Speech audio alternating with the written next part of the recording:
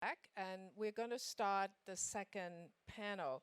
I'm Christine Lowe. I'm one of the scholar in residence at Asia Society this year, and it's my privilege to moderate this panel. What I'm going to do is I'm going to ask each one of the scholars to introduce themselves, and then we'll start our conversation. So if I can start, Paula, with you. So introduce yourself, tell us what you do, and where you come from, and then I will ask you your first question, please. Hello. Thank you very much for the invitation and for your nice moderation. My name is Paula Mosera. First of all, I'm an AsiaGlobal Fellow, and I am from Uruguay, Latin America, South America. Does anyone here is from Latin America? Hey, where are you from? Jamaica. Yeah, love it. Thank you. Well, here? Venezuela, well done, well done. Good, good, good. Great. Thank you, thank you. I'm more in the south, Uruguay. For the ones that do not know, it's a very small country between our big brothers and or sisters, Argentina and Brazil, and a lovely country, by the way. I am the head of experimentation at the Accelerator Lab in UNDP, United Nations Development Program. As a lab, we work very much in innovation, trying to bring innovation to the country office and to our counterparts, that is the government. So we work very much with government, also civil society, social entrepreneurs, and trying to bring grassroots innovations to the work that UNDP does in our country office. Thank you very much. Now, I want just to ask you your first question. You know, being in Hong Kong, and you've all now been here for a little while, um, in Hong Kong, I seldom hear people talk about development. People talk about sustainable development because they're interested in the environment, but they're not so interested in development.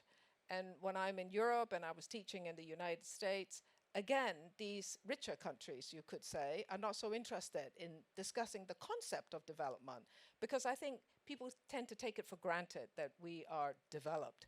But of course, I do think that if you talk about sustainable development, you're talking also very much about development. So perhaps because you're working for the UN, you understand, how it's structured and so on. How do you look at the concept of development and also the concept of development in South America? How is it discussed? Okay, great, thank you. Well, first of all, development is one of the main priorities for the United Nations, if not the main. And development is a multidimensional, it has to be taken in a multidimensional approach. It's not just about economic growth, which is extremely important, of course. When we talk about development, we talk about the economic development, the social development, and the environment protection. I can go then a little bit deep, but just a big example regarding environment, and we are going to talk a lot about climate change today. If we South America, very lot of countries depend very much in their agricultural, in their natural resources, as their economy activity depends on their natural resources. So if we do not produce in a sustainable way, if we don't produce taking care of our land to produce today, tomorrow, and the day after tomorrow, in the long term, this will stop, and the environment will affect our economy. And well, that's actually what happened at the beginning of the year in Uruguay. There was an alarm, there was an emergency state because of the historic droughts of our country. It was extremely severe, and the agriculture, we depend on our agriculture. We export to China a lot of, well, meat and other agriculture also, and it was a huge problem for our economy. And this year we were being growing, our rates, economic growth was growing, and this year will be 1% down because of the environmental issues. So it's related, and of course when we speak in emerging economies, the dimension of sustainability is even much more important. And in Latin America, I will speak more with a regional mind, as we also have Jamaica here.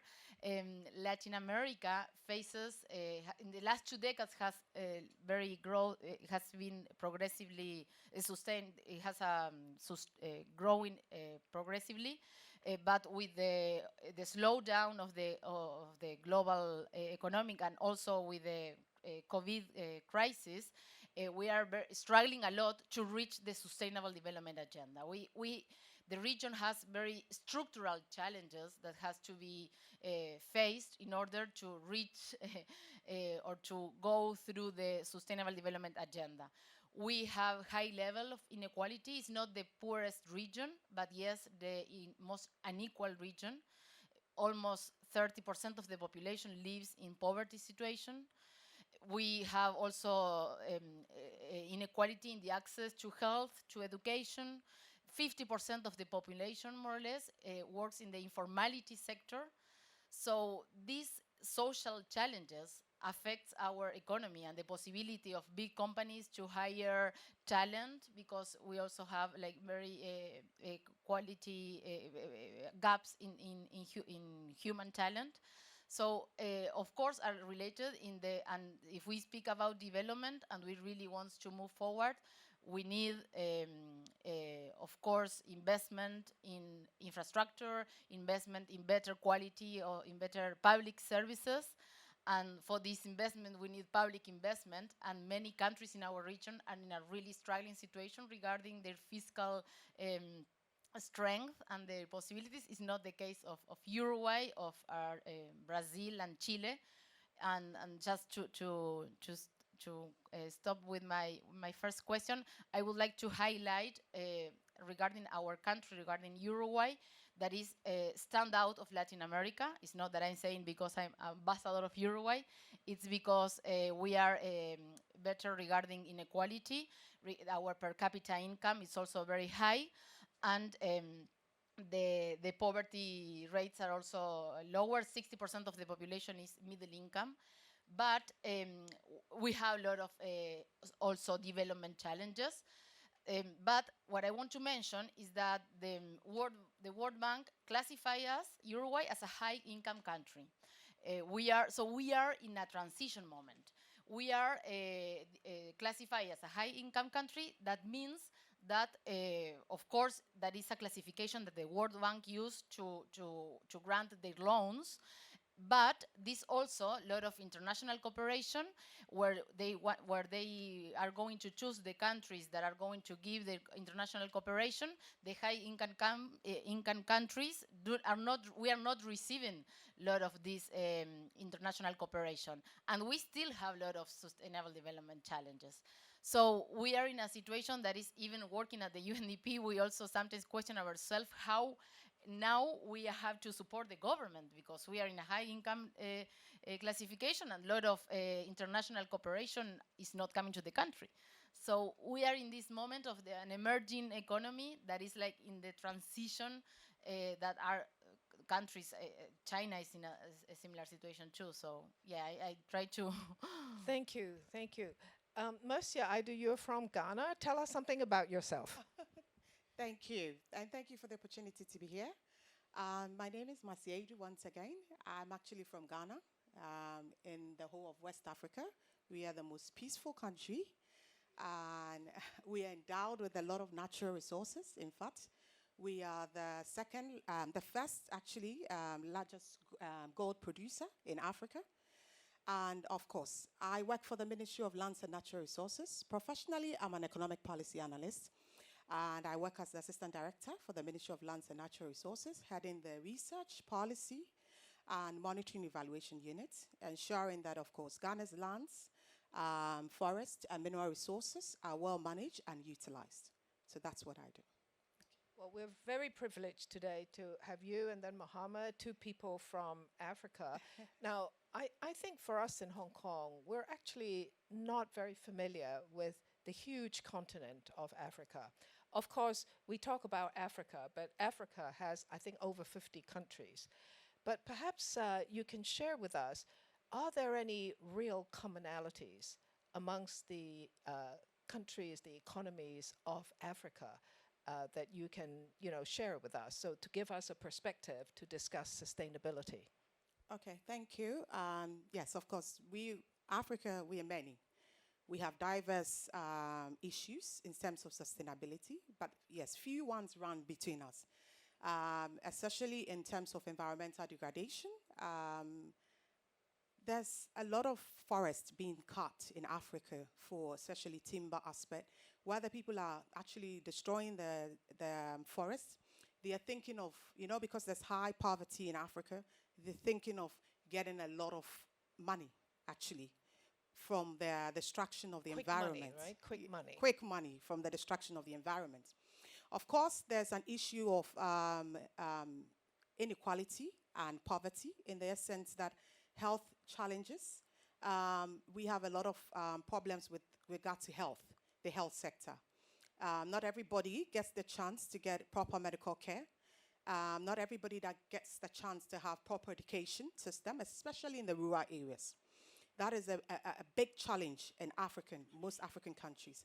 Now, I'm looking at the fact that there's also another challenge when we're looking at agricultural activities.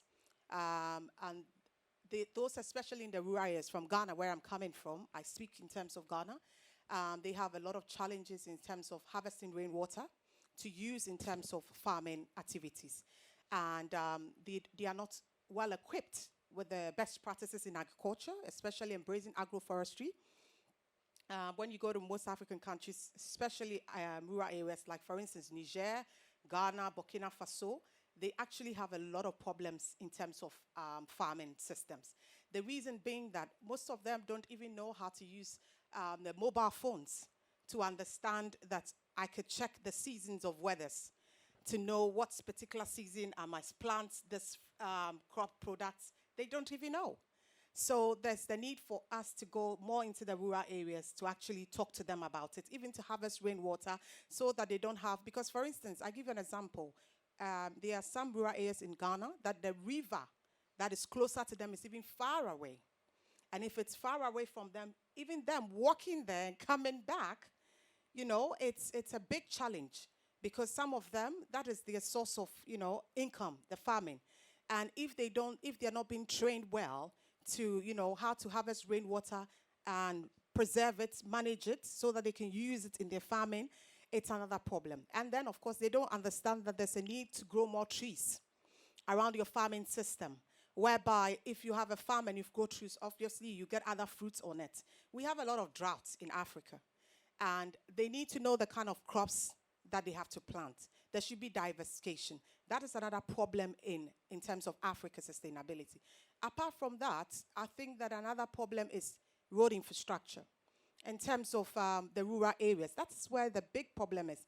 You see most of them, everybody moving their farm products wants to come to the city to sell. Now, the roads are so bad that they don't even get access to come.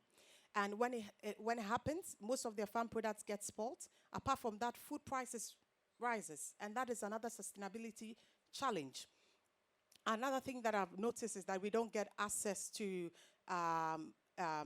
water, because everybody, including Hong Kong, you need water, actually. Everybody needs water to function in your farming aspect, in your household. And for Africa, we are endowed with a lot of rivers. But even how to channel the rivers to our homes, to clean the water, to use it, it's even a challenge for Africa. And apart from that, there's also the urbanization issue. There's a lot of high traffic in Kenya, Lagos, Nigeria. I speak because I've read a lot about it. In Ghana, Accra, it's really packed, and housing is even a challenge. Affordable housing is even a challenge. Everybody is using everybody's in a hurry to go to work, and there's huge traffic. You can be in traffic for 2 to 3 hours just to get to the office. So if you know you're going to the office very early, you have to get up around 5 a.m. so that you get there by 8.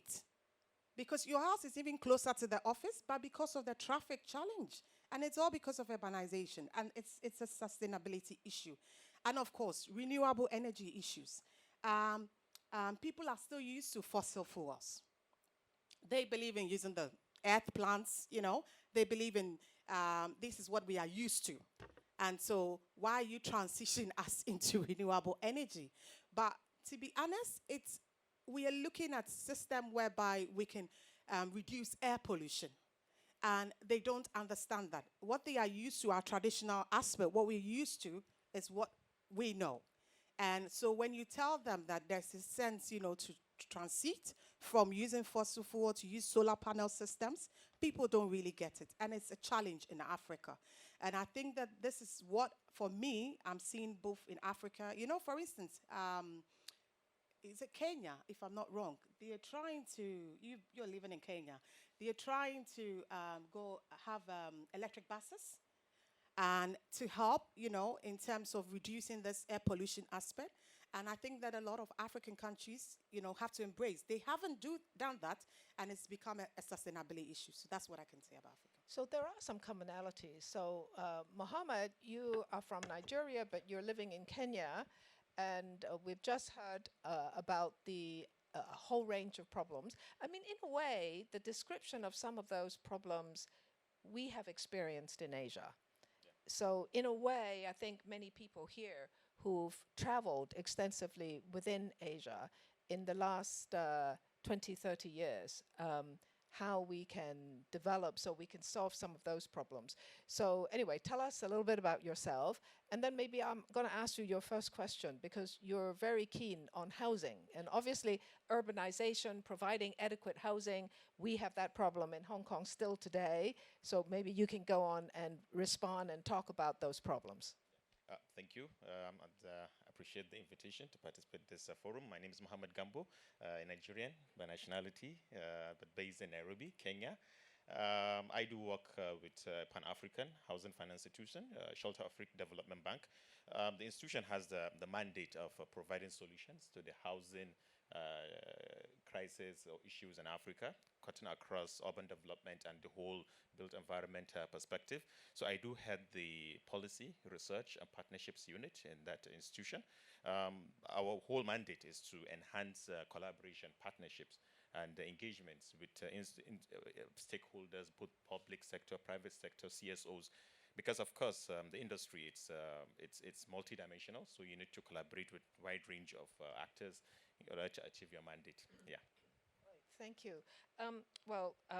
Diffuser, you are the closest to me, and both in terms of seating and in terms of where you're from in Central Asia. So maybe explain to us who you are and tell us what you do. Thank you so much. I'm from Uzbekistan. I'm a human rights lawyer by my training. I provide free legal consultations to people online since 2019. But professionally, I have two hats. One is the social development and social protection specialist at the World Bank, consultant. And also the second hat is a focal point of International Commission of Jurists in Uzbekistan. So I work on development and human rights. Well, I think most of us look at the Central Asian countries as very large countries with a lot of natural resources, relatively low population. So from your point of view in Central Asia, what are the sustainability issues? Thank you. So if you look to the map, we are relatively so we discussed with one of the public officials today in the morning. He was telling me that there is a lot of changes going on in Uzbekistan. And I said, when I was in Uzbekistan, I thought we're so in the middle of everything. We are middle of the world, and everyone was striving to work with us. And then coming to Hong Kong, I was like, maybe we're too small by population. What is the population? Yeah, if you join all of us, Yes. it will be 75 million, all 5 countries. For some of these countries who are sitting here, it's not even a half of your population, right? So then I was like, maybe by the natural resources and money. No, we are not there. So we were having a hot debate in the morning with the public official, senior public official in Uzbekistan, that we're a little bit more thinking about ourselves, right?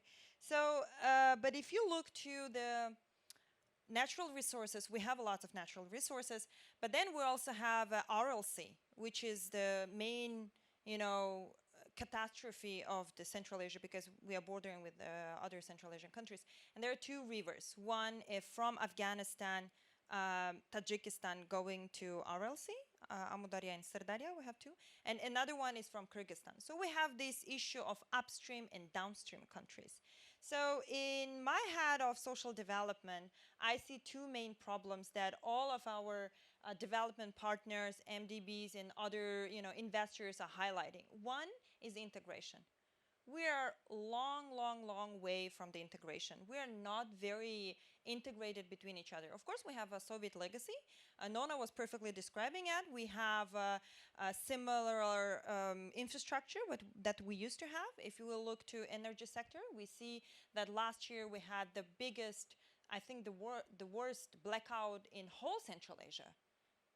We were cut because our networks are connected. That's it. Of course, we were blaming each other. Instead of talking how to deal it, we were blaming each other. So who caused the problem?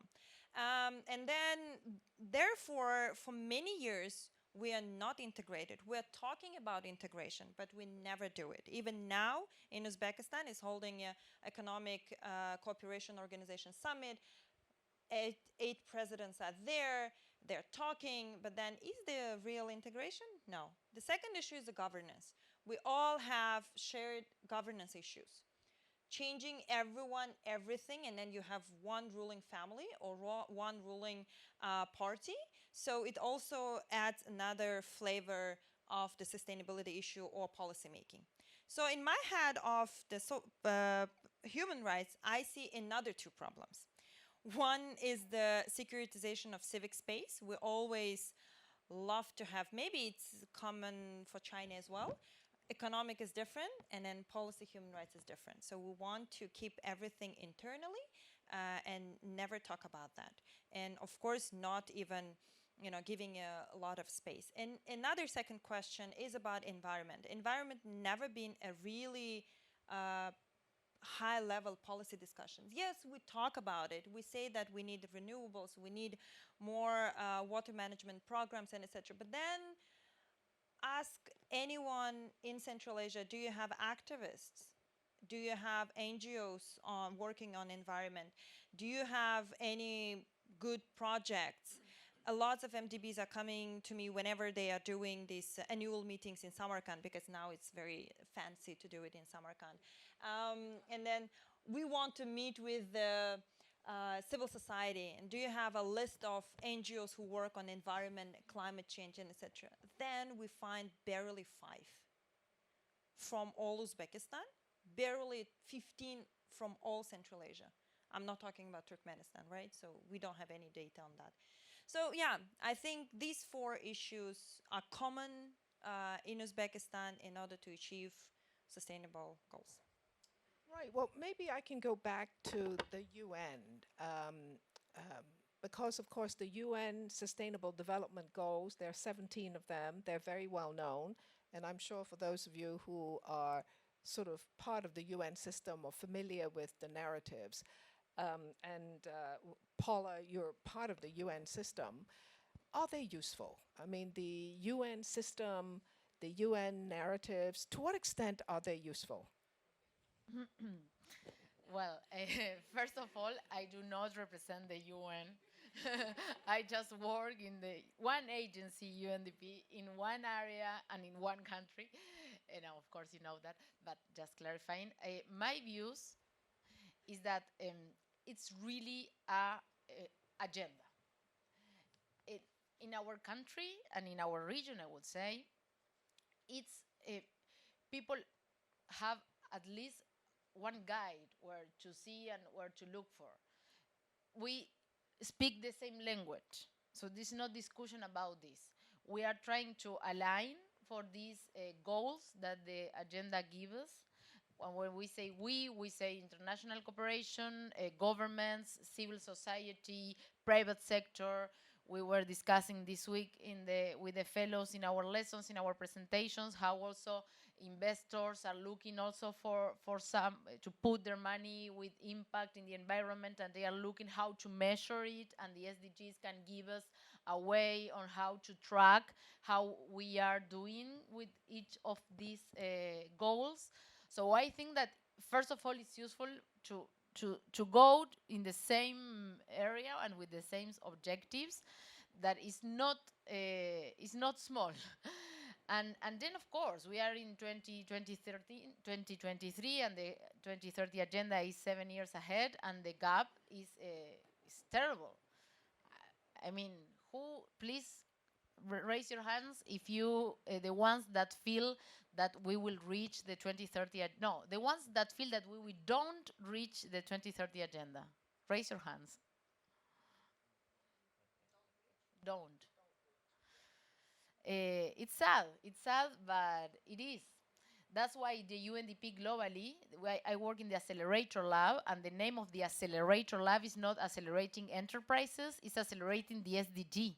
It's a huge experiment done by our administrator, Akim Steiner of the UNDP, that is to bring these accelerator labs to accelerate the SDG agenda, to bring innovation, to bring new ideas to the work that UNDP is doing, because we are very far from that.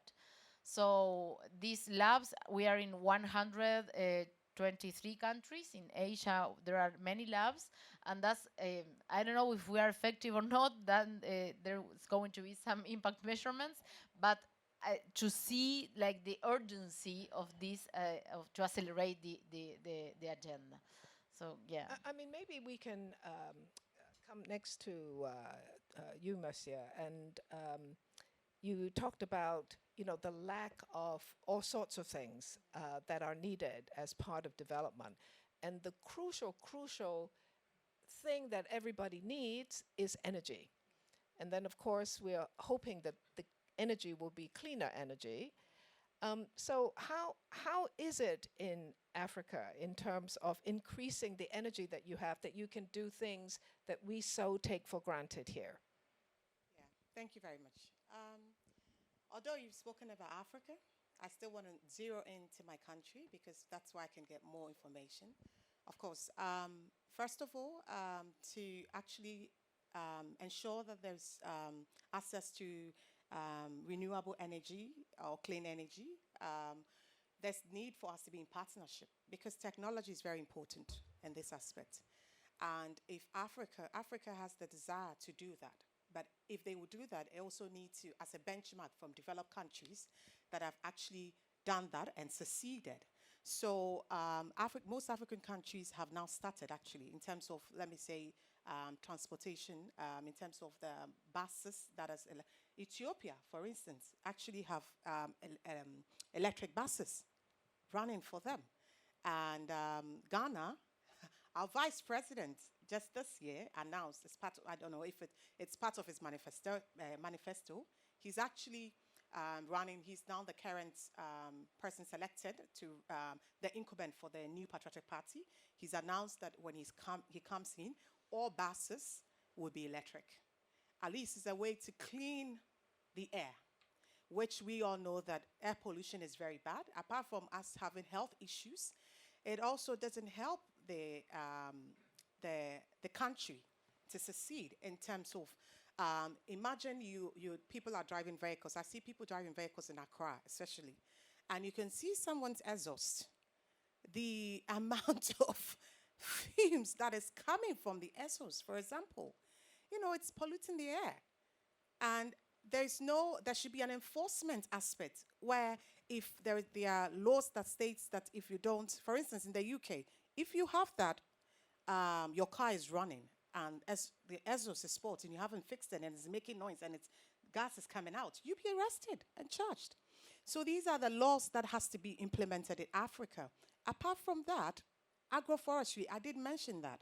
It's also another way of, decarbonizing the economy, the air aspect. And a lot of farmers don't understand that fossil fuel, especially those in the remote areas, they don't understand that it's in their past. So it must be stopped. We have to embrace new systems. They don't understand that Africa need to use their river to promote renewable energy. Like Ghana, we're using our Bua Dam to fuel our system, to bring energy to the system. And these are all things that we are adopting. We are trying. Africa is trying. And I'm sure one day someone will say there's no hope. There is hope that we can actually clear the air, decarbonize the economy, and actually succeed. That's what I can say. Can I just press you a little bit here? Because we can all see the problem. In fact, we've gone through all of those problems ourselves. So it's also very critical that there are clear government policies with timelines. Yeah. In your country, do you feel that you see some plans that give you that confidence? There are plans. Ministry of Energy has done a lot of policies in terms of ensuring that people embrace solar panels, for instance. And especially with the electricity company of Ghana, that's what they're doing. Yes, still they want to make some money out of it because that's what it pushes the economy. But my problem in terms of when you say policy and implementation, it's a very big thing, not only in Ghana, but in Africa.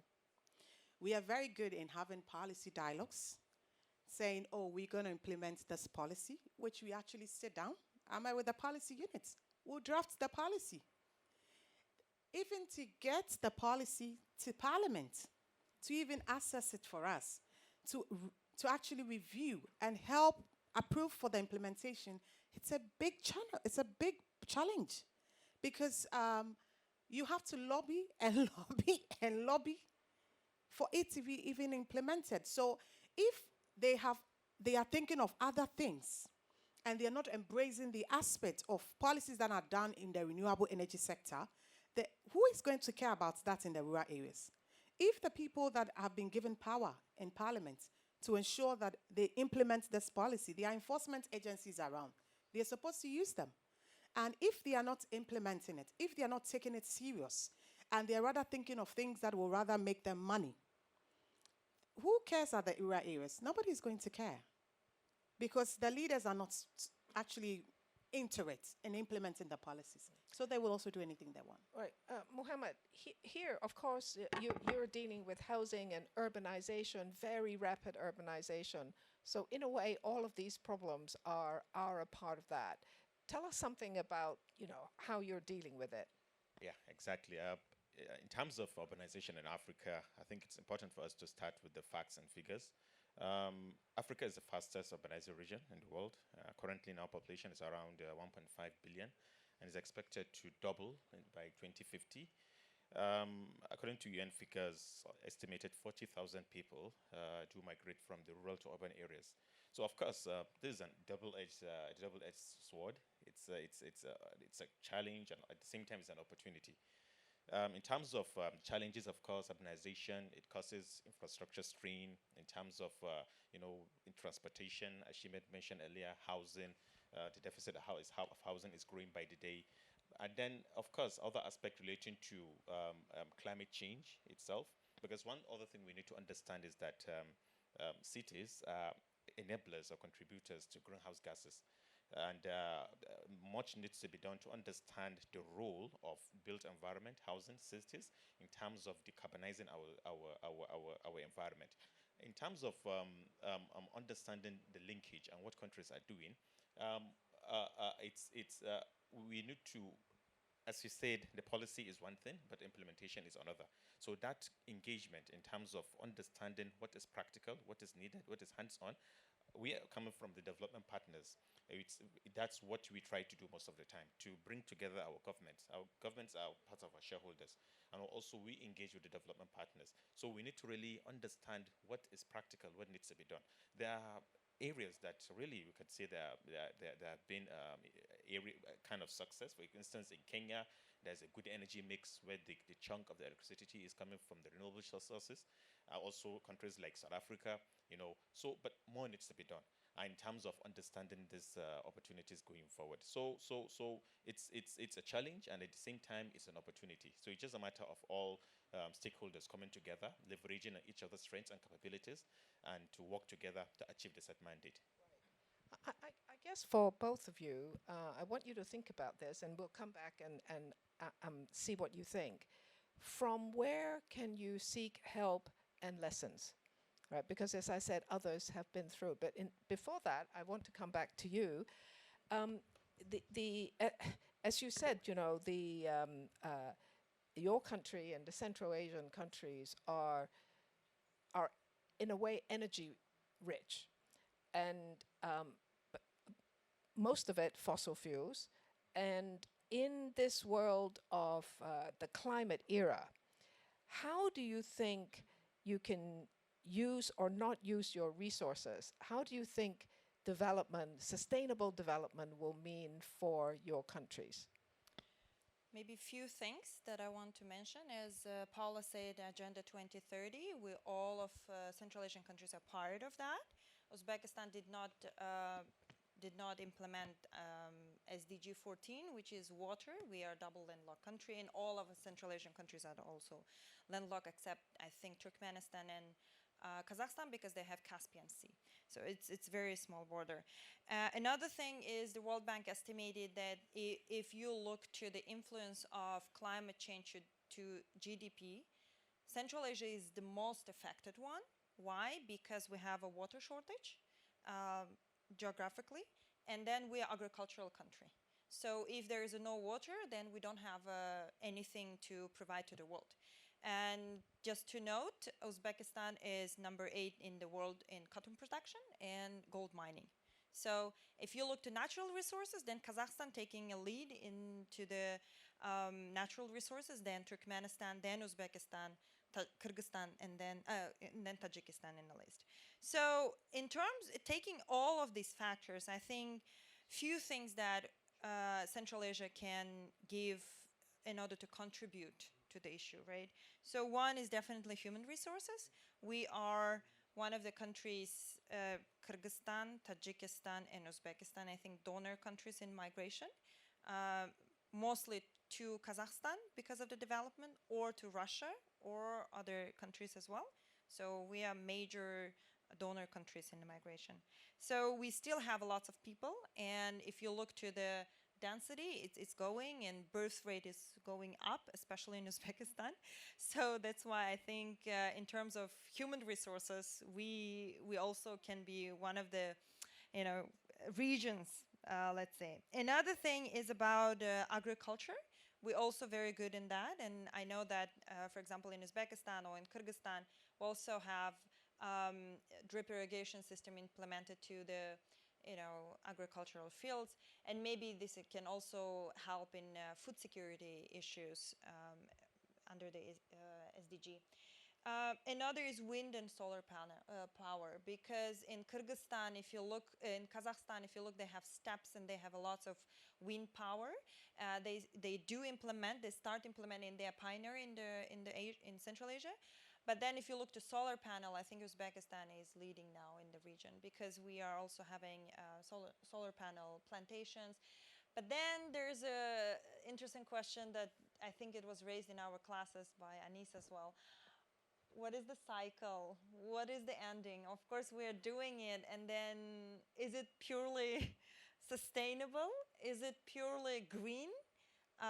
Will it be kind of a trap for Central Asia at the end? Or are we going now for 7 years to meet the SDG 2030, and then after that we invent another DG, and then we end up with anything else? So there are a lot of questions, but definitely Central Asia has comparative advantage to give to the world. Right, because I'm very conscious that, time is running, and I want to make sure we hear from you, your questions and your comments. So let's hear from them, and then I'll come back, and I want to ask each one of you, we understand all of these problems and concern, and development is actually very hard, and it takes time. But are there any inspirations that you see that are important for you in your own process of development? So can I see if there are any questions or comments from the audience? Yes, please, at the back.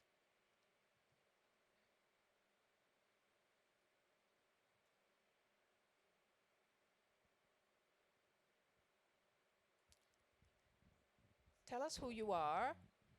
Thank you so much. I'm Nadine Moshette, recently graduated from HKU, so happy to be here and part of this discussion. Panelists, thank you for sharing. I'm Jamaican, as was mentioned earlier. Hey, Paula. Geographically, Jamaica is actually North America, but in development discourse, or region, the Caribbean is often grouped with Latin America. My question, or more so an idea for a quick sharing, is related to money and debt in particular. We have been investing a lot in our country and the infrastructural development in particular in the recent years, but our debt to GDP ratio is almost 75% as a nation. And often that is linked to the idea of partnering for the development goals.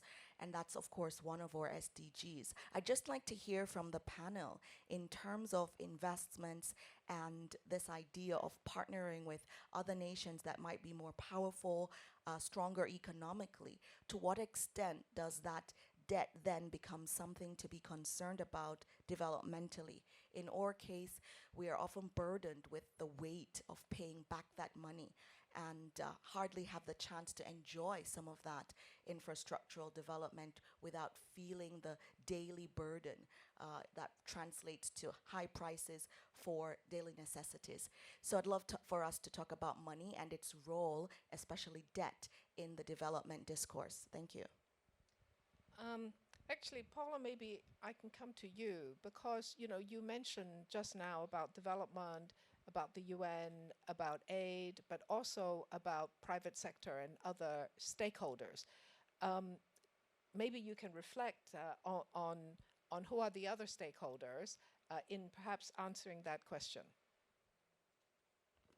Okay. Yes, great question. I think that there are many economists in the room that I'm sure that you can chat, and I can introduce you in the cocktail that they will help you also. I'm talking about my fellows that I know them very well, but I'm not going to answer this question. But I would like to add to the reflection also. I think that's one of the biggest issues of many countries in our region. For me, that I'm very close to Argentina, they are in a trap there because particularly many issues, but one big issue is their debt and their partner, the FMI. So they're in a very difficult situation. Sometimes people here ask me, and why is doing so good and Argentina so bad if you are so next and I don't have the answers for that, but I'm sure that's the debt and their dependency, it's a big issue. We in my country we are in a very good situation regarding our debt, and because we also have a very good situation in our fiscal our government. So I think that it's a big trap for many countries in our region, and that's why also there are other new alliances that are coming.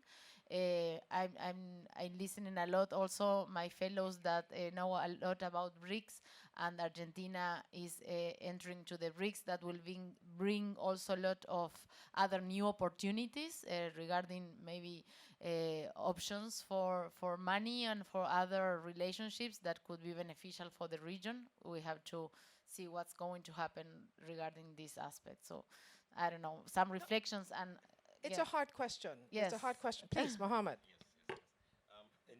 Just adding to what she indicated in terms of the debt situation, I think it's important for us to understand the basics and how many countries, most especially from Global South, find ourselves, in this issue of debt burden.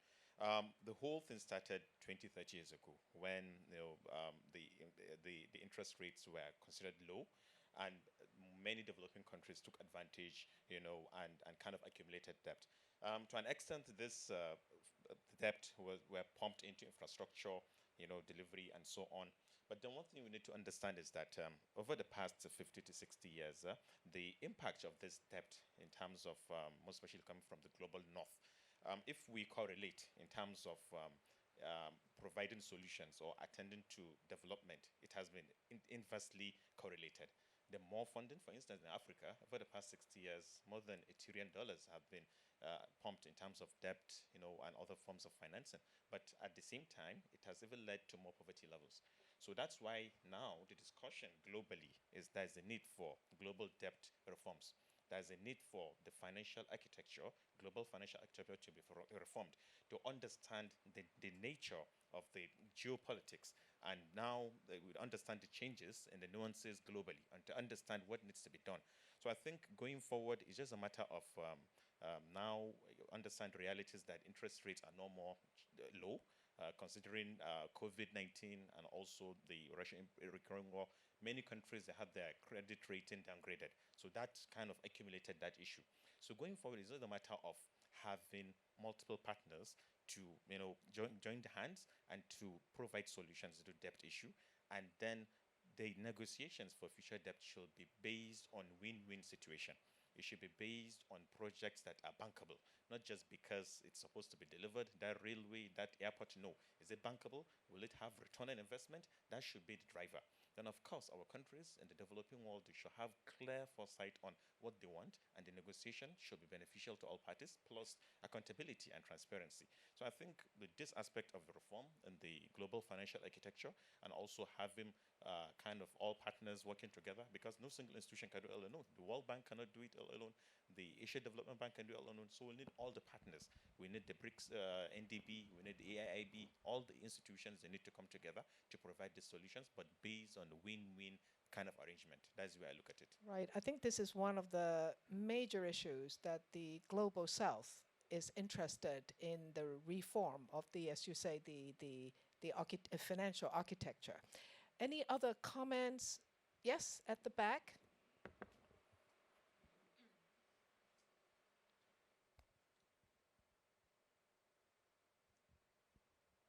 Tell us who you are. Thank you, everyone.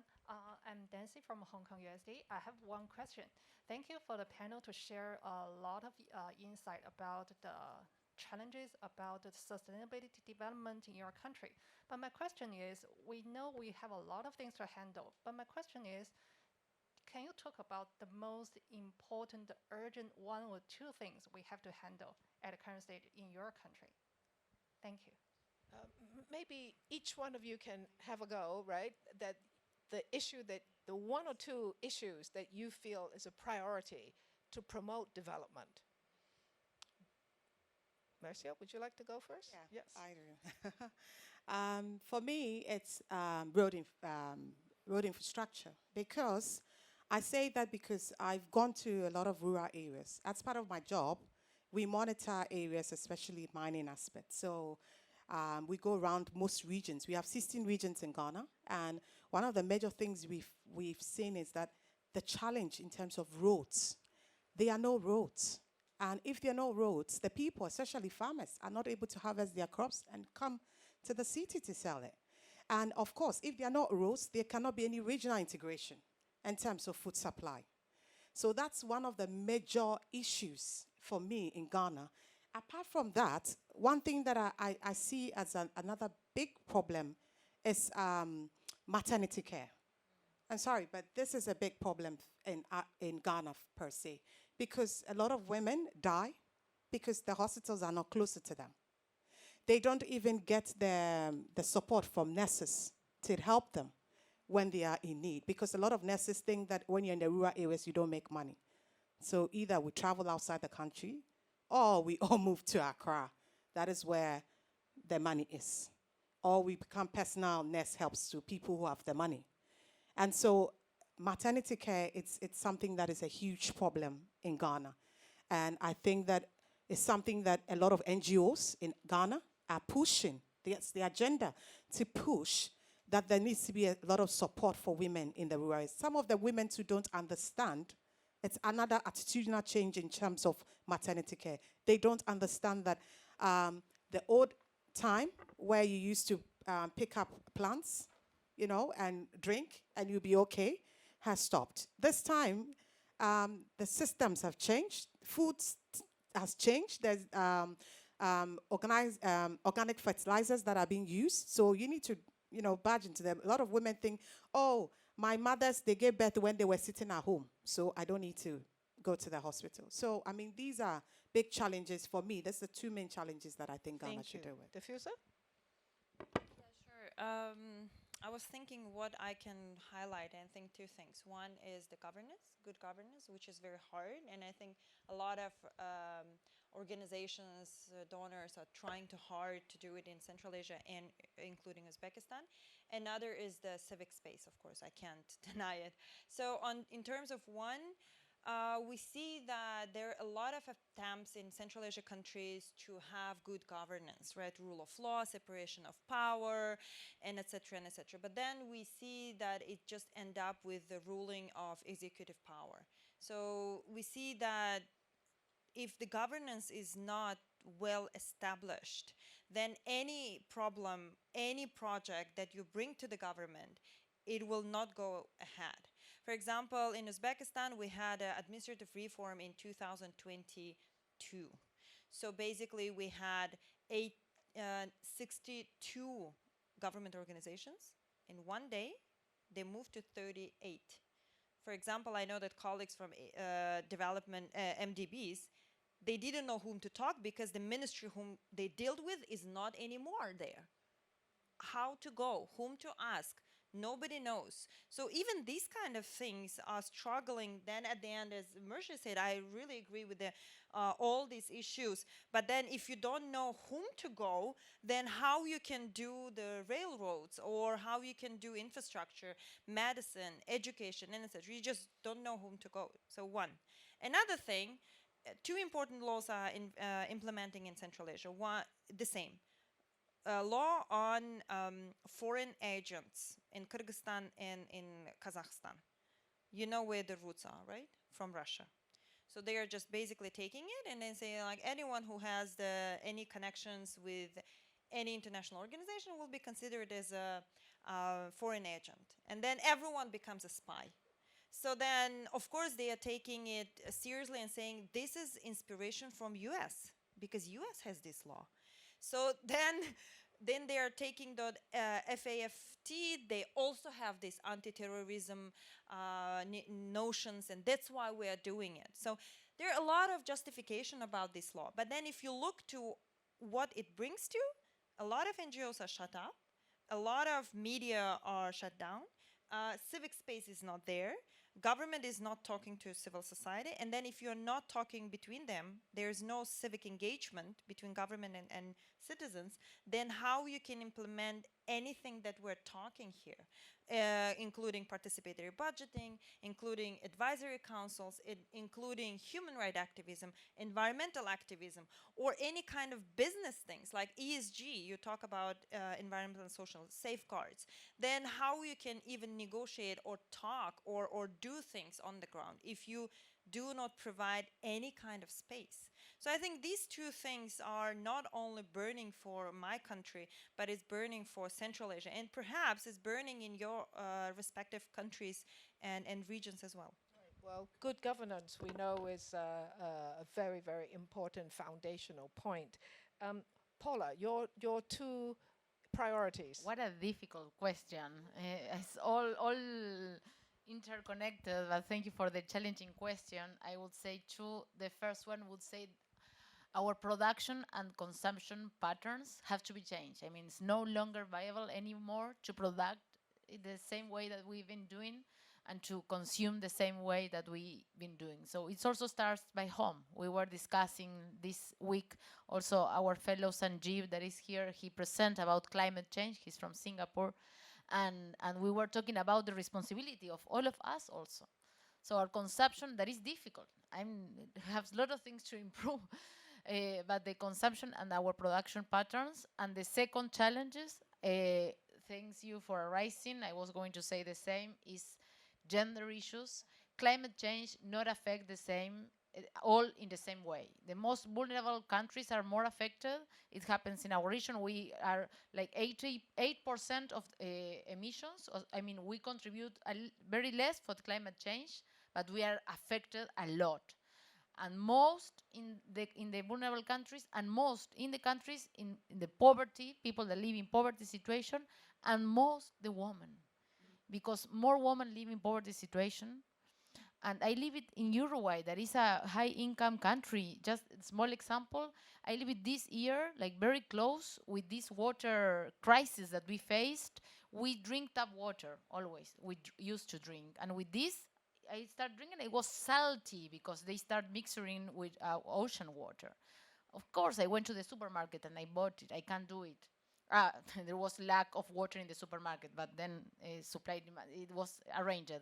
But people, I do also a lot of volunteer activities, and I saw many of the women that I know that were breastfeeding, and some of them give complement to their children, and they give it with the water of the tap. Of course, they don't have in the budget to buy water.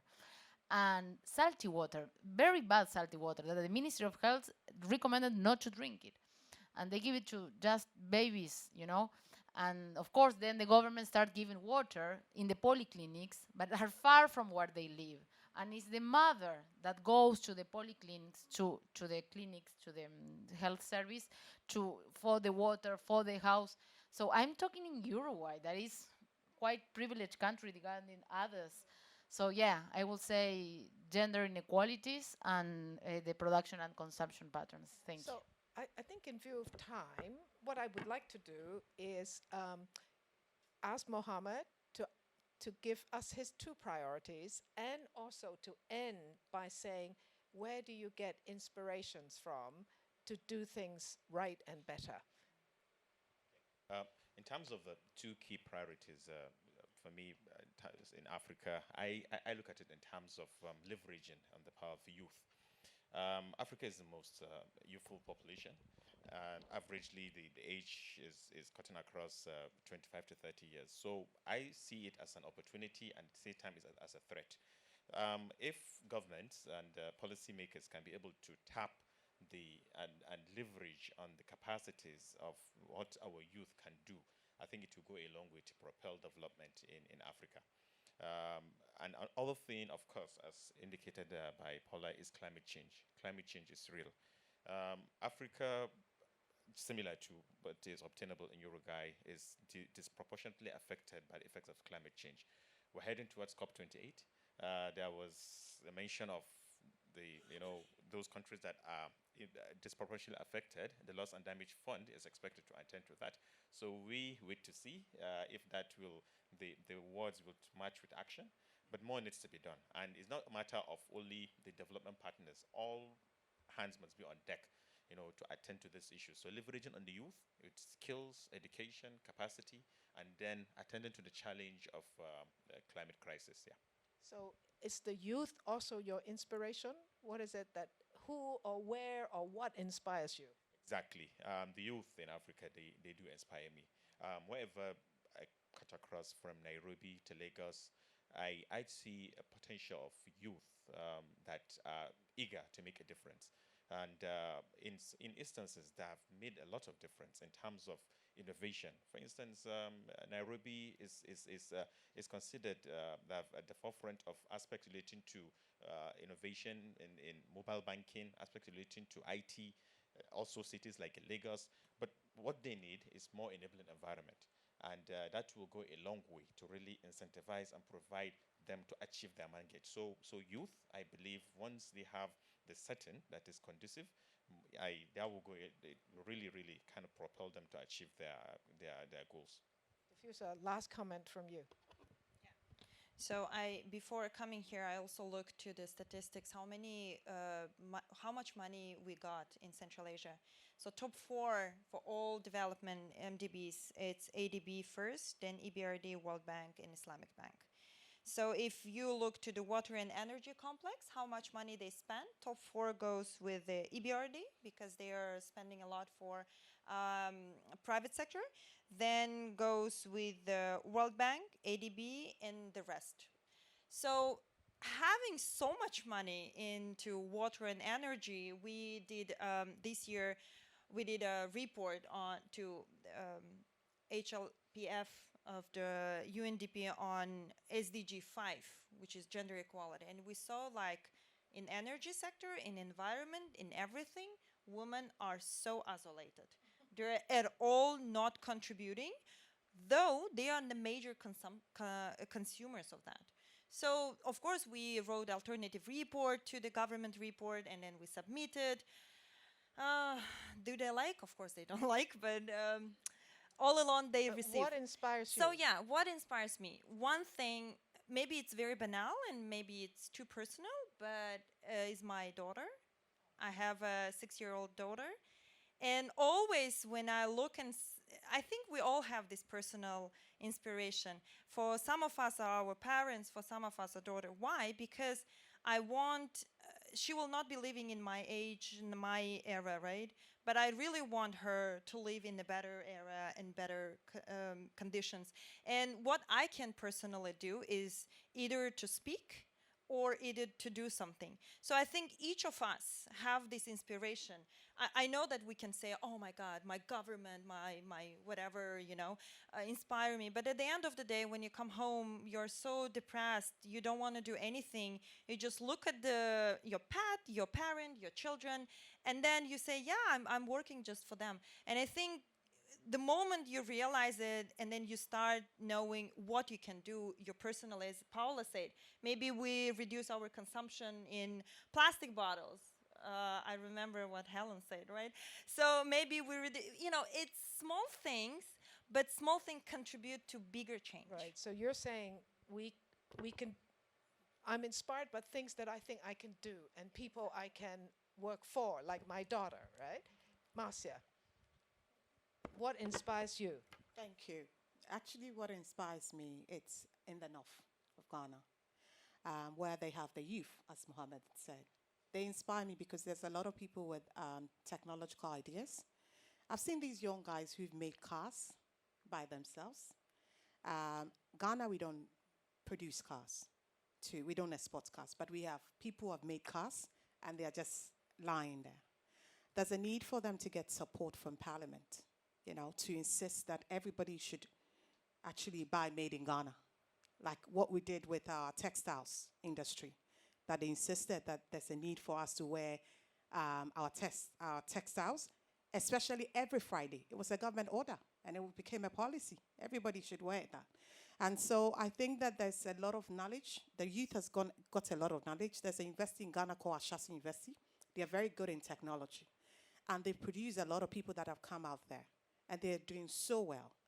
And they go to the north, they make cars, vehicles, and I think that they are promoting the sense that we can make our own things and utilize our own things. So that's what inspires me. Right. So we can inspire ourselves, our people, our community. Paula, you do really have the last word today. Wow, what an honor. I would say civil society really inspires me.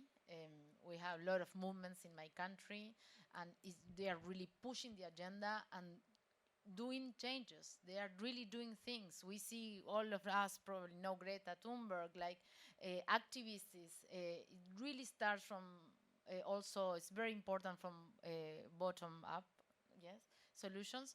And these people are really doing very high.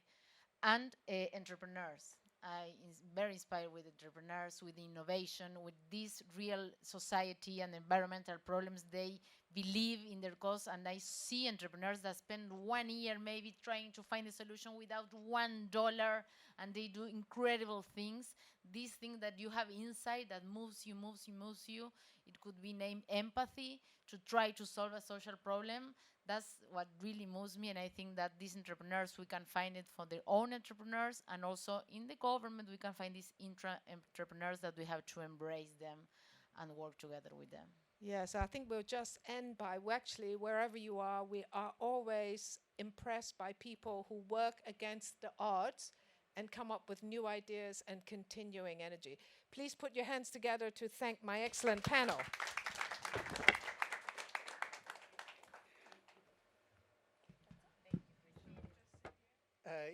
Up to you if you'd like to stay.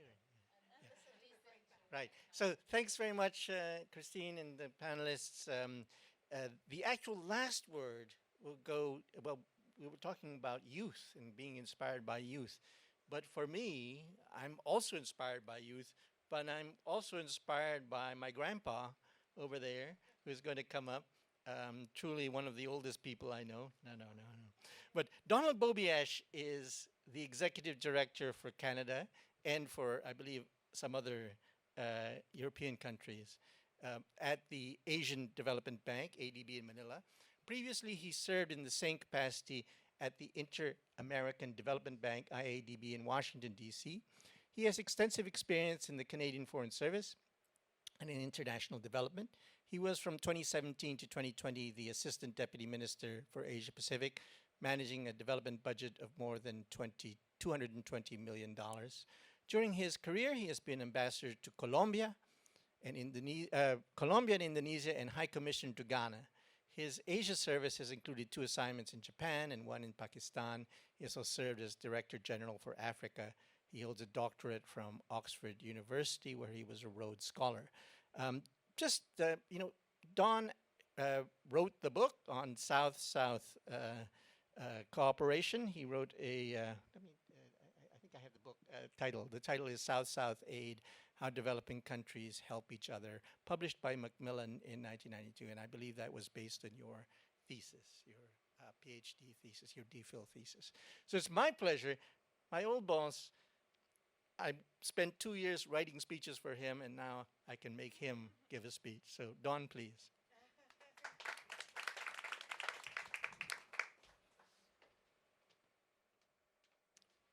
Thank you very much, Sonny. I feel good that I actually made it up the stairs here, but anyway. In North America, we tend to start speeches with a joke, and in Asia, we start speeches with an apology. So I will apologize for having a joke. Actually, it's more of an anecdote. We take air travel for granted these days. The airplane was invented, of course, in 1903 by the Wright brothers. It's roughly 120 years ago, but I think we take it for granted that we can just go to the airport and hop on a plane, and a few hours later you travel across oceans or continents, and this is how we do business in our modern world, but we shouldn't take it for granted. Anyway, my anecdote is, about 120 years ago, just after the invention of the airplane, a major London newspaper was giving a large cash prize to the first person who could fly non-stop between London and Paris. And a young British aviator took up the challenge, and he successfully took off from an airfield near London, flew across southern England, made it across the English Channel, but unfortunately he had engine problems, and he was forced to land in a farmer's field.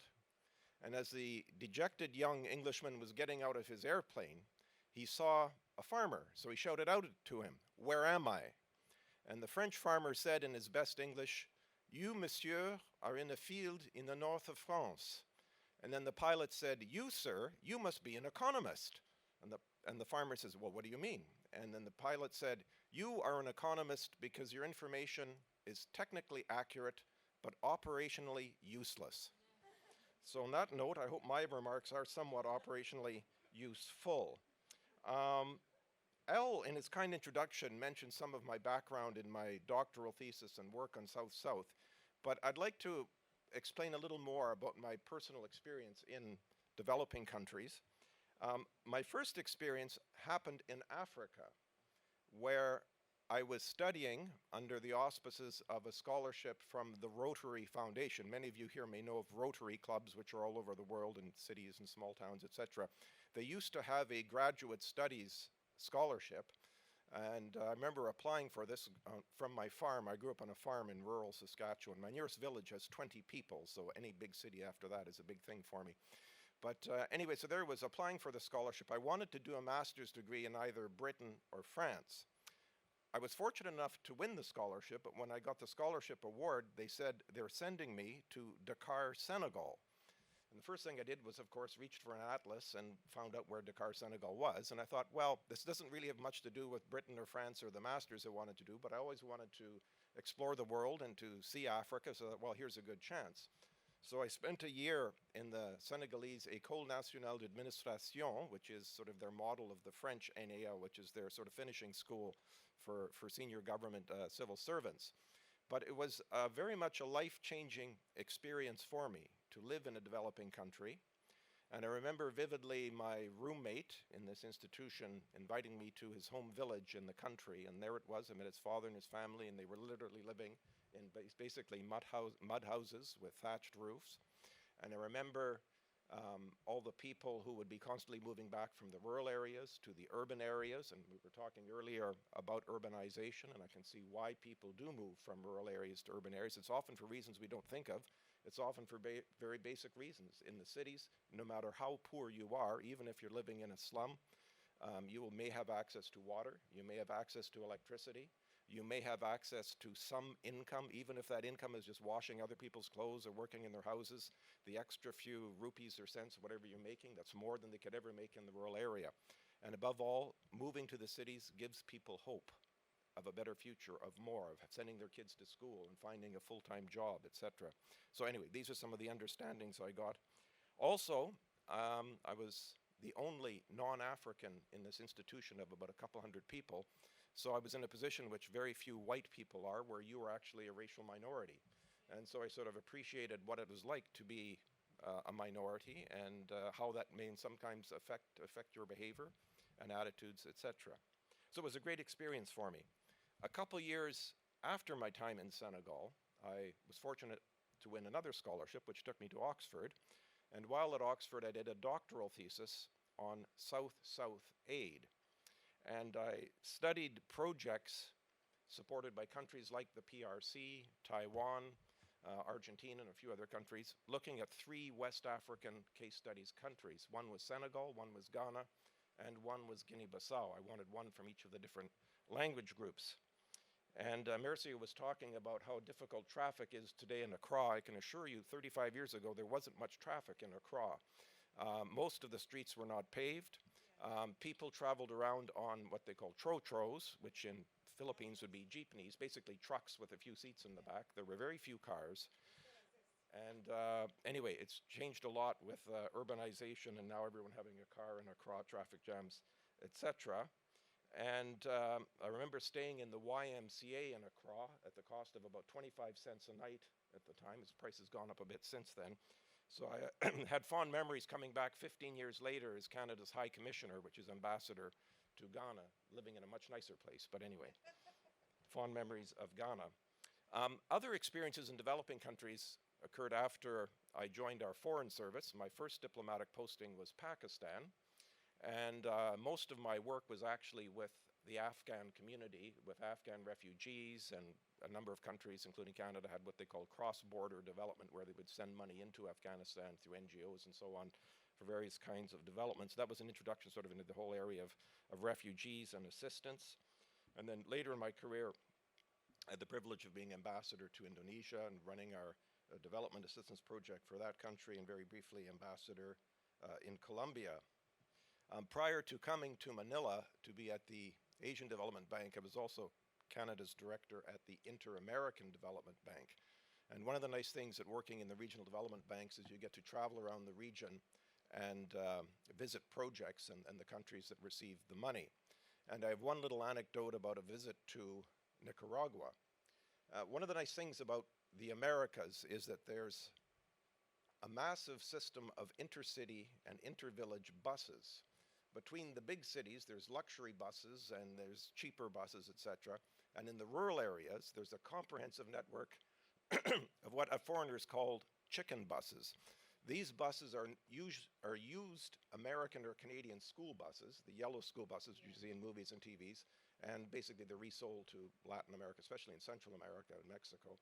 And these buses ply the routes in between the small villages. You can get anywhere from A to B to C to D on these buses. Anyway, on one of my trips, I went to Nicaragua, partly to upgrade my Spanish, and I was in the Managua bus station, and I met a gentleman. We started chatting a bit, and he invited me up to his community of Leon, where I was going. We were going to study Spanish. And he introduced me to sort of the low-income side of life in Central America. He was a street peddler. He made a very modest living selling cheap plates and cutlery, etc., which he would buy in Managua from a Taiwanese trader. He would take them back to his hometown and basically walk up and down the streets, and if he could sell 1 or 2 plates a day, he might make $1 or $2, and that's what he lived on. He invited me to his house, which was basically in the slums around Leon. He tapped electricity illegally from a power line. He had no running water. He had just water in a barrel, etc. But we sort of stayed in touch, and when I went back to DC to the Inter-American Bank, he would call now and then, and we'd chit-chat and say hello, etc. But then the phone call stopped. And a few weeks later, his daughter called and explained why, that this gentleman had died of COVID. And this taught me that the world still has a long way to go to protect the most vulnerable and the poorest for health risks, and especially showed the consequences of COVID, that unfortunately it hit the poorest and the most vulnerable in the worst. Ladies and gentlemen, we live in troubled times. The world is on fire. We have just emerged from one of the largest plagues in world history to a whole set of wars. We have wars in Europe, in the Middle East. The horsemen of the apocalypse seem to be galloping by. But we need to keep faith and to look at the long term and appreciate that, as it says in the Bible, there is nothing new under the sun. And this brings to mind an observation by Charles Dickens in his famous book, A Tale of Two Cities. It was the best of times, it was the worst of times. It was the age of wisdom. It was the age of foolishness. It was the epoch of belief. It was the epoch of incredulity. It was the season of light. It was the season of darkness. It was the spring of hope. It was the winter of despair. However, it is important to appreciate an Asian exception. Although there have been periodic border tensions and internal disputes in a few countries in Asia over the last 40 or 50 years, Asia as a continent has generally been at peace for almost half a century, and this is an historic achievement. And this has enabled a tremendous period of economic growth and growing prosperity for over 2 billion people. In this sense, the historic and dramatic rise in standard of living throughout Asia over the past decades is tremendous. Never in the history of the world has an entire continent changed so fast. Changes that in many Western contexts took centuries happened in a few short years in many Asian countries. Entire countries have changed from poor, traditional rural societies to prosperous, ultra-modern, urban success stories. And as students of the world and as students of life, we need to continue to focus on asking the right questions. We need to separate the noise of the day and focus on the big questions and long-term trends. I notice working in the international financial sector that there is a tremendous amount of groupthink or herd intellectual mentality in the sector, where stringing together a bunch of buzzwords and cliches is taken as analysis. And often, the most obvious questions are not asked. In my mind, the most important question to ask is, so what? By this I mean not so what in a sarcastic sense, but rather, so what will be the impact of a trend or a development be on people? And what is their response likely to be, given human nature? And along with asking the right questions, it is important to focus on the long-term trends and not the daily headlines, which oversimplify and exaggerate. Niels Bohr, the famous Danish physicist, once said, "Prediction is difficult, especially the future.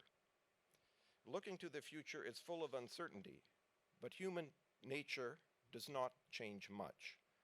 Throughout history, people respond to challenges, change, and adversity because they have to."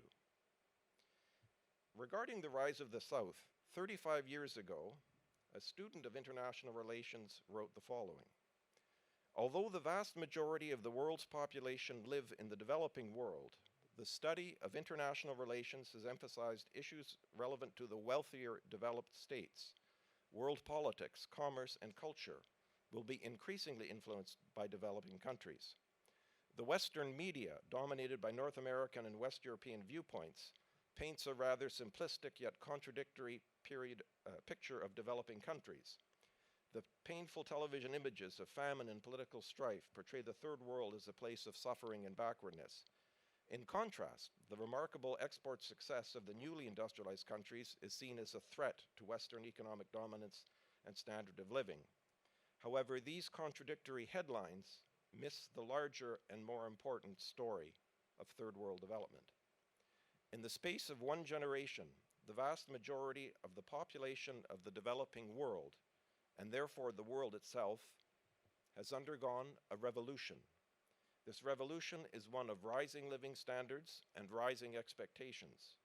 Progress is no longer reserved for the elites of the planet. It is now expected by the world's majority.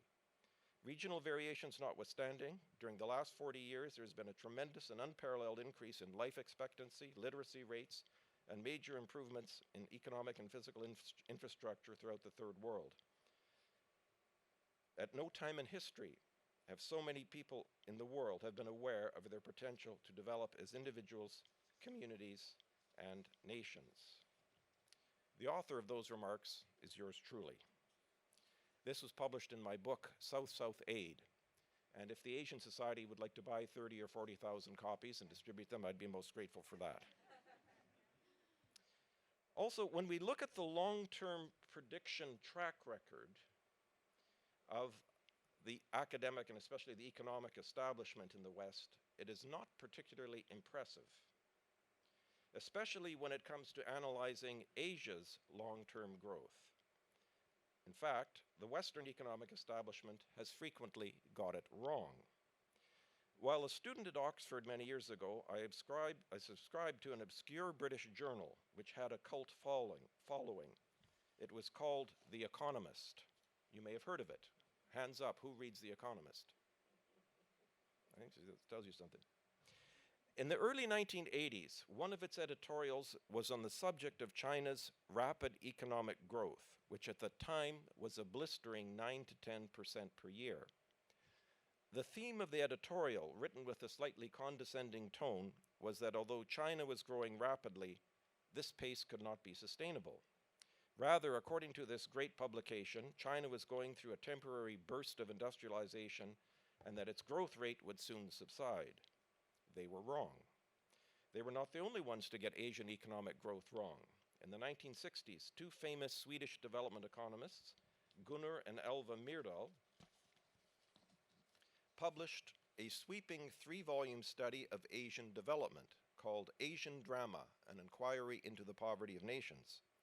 It took the world of development economics by storm at the time. However, the economists were generally very pessimistic about South Asia's prospects.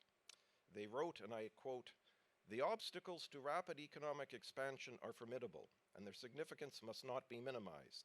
In the main, they are rooted in the inefficiency, rigidity, and inequality of the established institutions and attitudes, and in the economic and social power relations embodied in this framework of institutions and attitudes."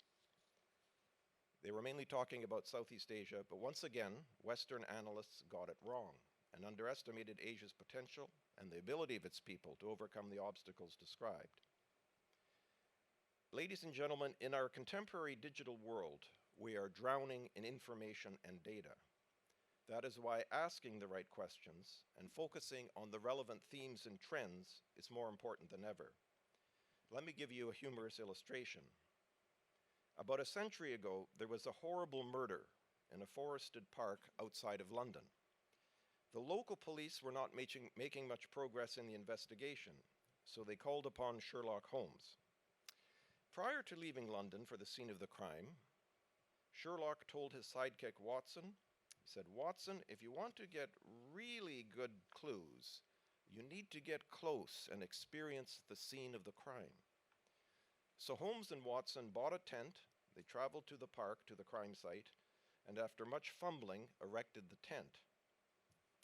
In the middle of the first night, Sherlock excitedly nudged Watson and said, "Watson, what do you see?" Watson rubbed his eyes and said, "I see a fascinating night sky filled with shining stars, and I think I can make out some constellations." Then Sherlock said, "Watson, you idiot, someone stole the tent." You know, in our 21st century world, power, respect, and influence do not come from the barrel of a gun, but from education, technology, and economic strength. Vladimir Putin, are you listening? I don't think so. That is why South Korea, a tiny Asian country in terms of geography, dwarfs Russia, a massive country in terms of population and geography, but South Korea is a mini economic superpower and far outweighs Russia's economic weight and surpasses it in almost every economic indicator. It is also a focus of global innovation and the home to some of the most successful countries in the world. On a positive note, today it was refreshing to have the opportunity to hear a perspective from the Global South. And it is also clear that despite the great progress and the growing importance of the developing South, Western media and academia retains basically a North Atlantic focus or filter, with the Asia Society being a happy exception to this. However, on a somber note, it is somewhat disheartening that despite the tremendous growth in standards of living around the world, access to education, and technological progress, basic human emotions and often historic hatreds continue to drive conflict. Earlier, my friend Alejandro mentioned cringe, whinge, binge, and hinge, so I will stop my word binging here. It's been a real pleasure to speak with all of you this evening, and best of luck in your next careers. Thank you very much.